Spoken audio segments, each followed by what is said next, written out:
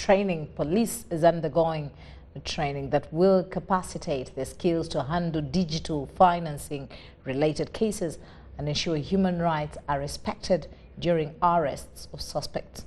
As Ivan Kahwa reports, the Capital Markets Authority is still studying the operation of the digital products to find relevant laws to regulate the sector.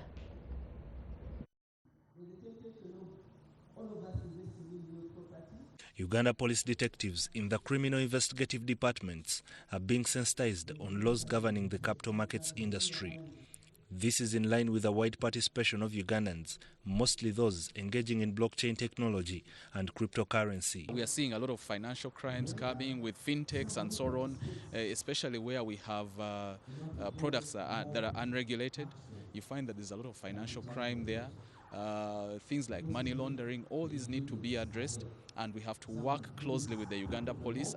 The unfortunate bit is that most digital financing products are not regulated in the financial markets. Therefore, the public ought to be aware of losing their money.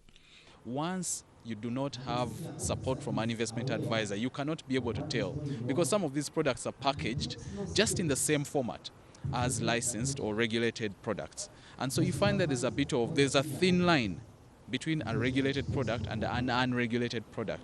But why should digital products remain on the market if there are no laws to regulate this type of business?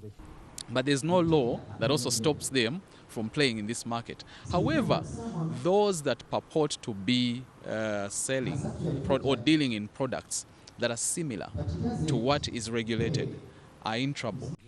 On the other hand, police has been trained on the enforcement of the law, putting into account respect of human rights.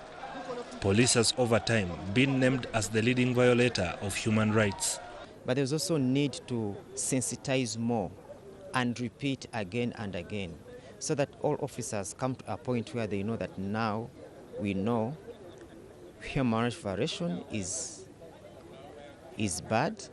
We should not violate human rights. As police, we should respect and actually protect the human rights. AIGP Erasmus Twaruhukwa, the Director of Human Rights and Legal Services, explains circumstances where human rights may be ignored when conducting an arrest. Okay. But if the person is armed, for example, then you have to shoot in the air.